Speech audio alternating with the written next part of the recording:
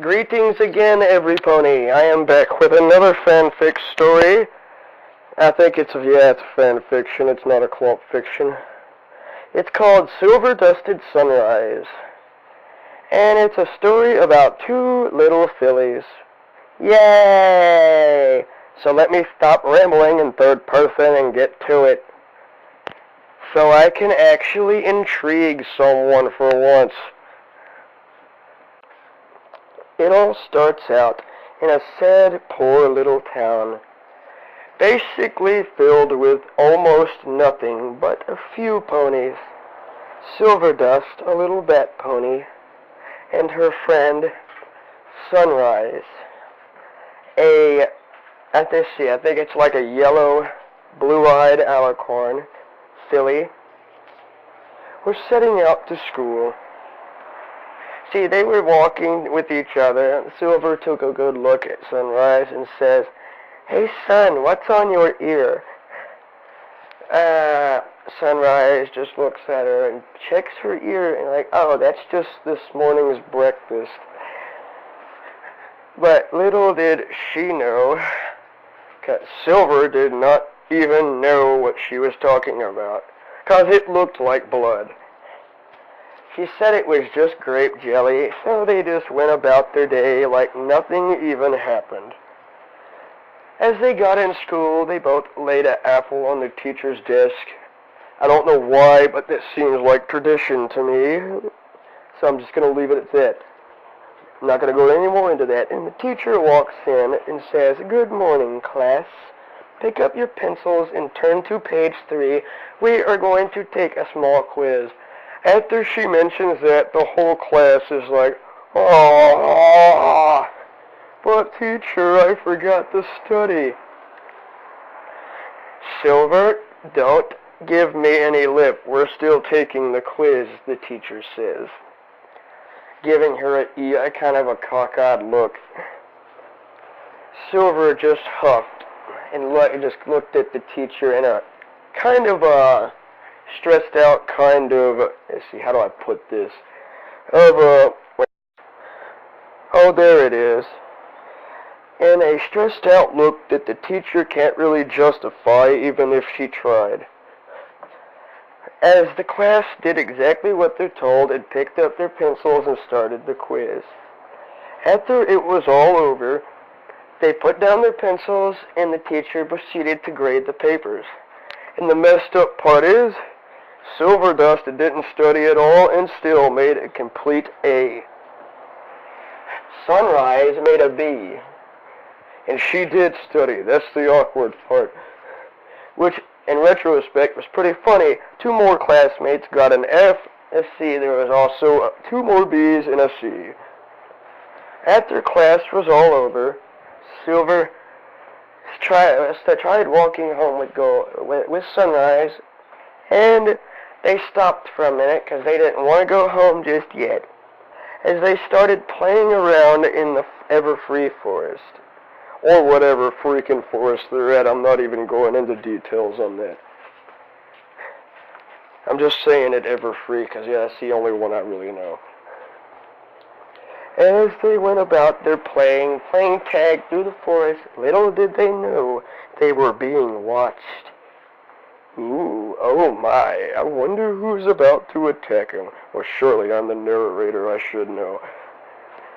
As they kept playing around, each one trying to outrun the other and hide from the other, Silver Dust decides to hide in a tree.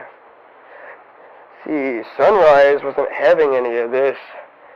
She flew up to the tree and knocked Silver Dust out, saying, "Tag, you're it," as they both chuckled at each other on the ground, and they heard a light growling sound off in the distance.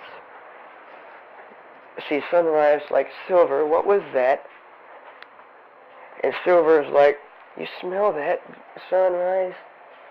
She's like, "Oh no, Timberwolves!" As they both took off away from the sound, not even realizing how fucked they really were. As they started to realize they were surrounded, As they kept running, trying to outrun them, basically, they ended up getting pretty ahead of them, but see, then Silver dragged Sunrise into a tree. Dang it, I'm stuttering because I keep losing my freaking place. So they hid up in the tree as the Timberwolves passed and jumped back down unnoticed. But as they just proceeded to walk back home, little did they know the Timberwolves weren't that stupid. They started backtracking to try to find them, looking for their next victim. Yeah, I know that sounds evil, but yeah, it's still funny. Just then, Silver steps on a twig. Soon as it snaps, they hear the Timberwolves howling in the background as they start to take off running again, trying to make a game out of it. I know one thing, you're never supposed to make a game out of running from your life. Running for your life. Dang it, if I can only get it right. As they kept running through the trees in the maze of bushes and shrubs, trying to avoid their best attempts of being eaten alive. But little did they know, they were already halfway too late. Just then a Timberwolf jumps out of the bushes and clips Sunrise's wing. Sunrise gets away, but her wing is completely shattered. As Silver just proceeds to try to help her out of the forest. As they continue on foot trying to get away, for their best attempts possible, but justifiably failing completely. As they kept going, realizing that they met a dead end. Oh shit, the fuck now, huh? As the Timberwolves had them cornered, Silver looked over to Sunrise. Sunrise, run. I'll hold them off. Sunrise just looked up at her, but Silver cut her off. No buts, Silver, just go. Damn it, got the names wrong. No buts, Sunrise, just go. As Silver lunged at the Timberwolves, trying their best to beat them upside the head. But you think Sunrise listened? No, she hid behind a tree watching the whole thing. Watched her friend get ripped in half right in front of her.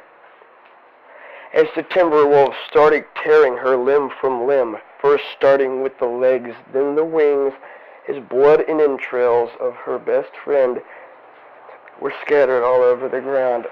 Oh my God, this is starting to get sick for a Philly story. But after the Timberwolves left, Sunrise came back out of the bushes and screamed out to the heavens, "No! Celestia, no! Why? She was so young. She was my best friend," as she just proceeded to cry. As Silver's spirit shows up behind her and damn near scares her out of her skin and tells her, "Sunrise, you have to move on now. You can't change what happened. Just get out of here before they get you too." And she just nods. And they hug it out. I don't see how you'd hug a ghost, so yeah, that seems like bullshit to me, but I'm just leaving it at that, because at least it's got to have somewhat of a happy ending. As she ran home and told the townsfolk what happened, they were devastated. And Silver's parents weren't too happy. They cried for a whole, 5 years. They're still crying over it. It's been 6 years. So the lesson goes, don't play out in the forest alone if you're a young one. Because there are dangerous things in the forest. This is Phoenix L Akula out.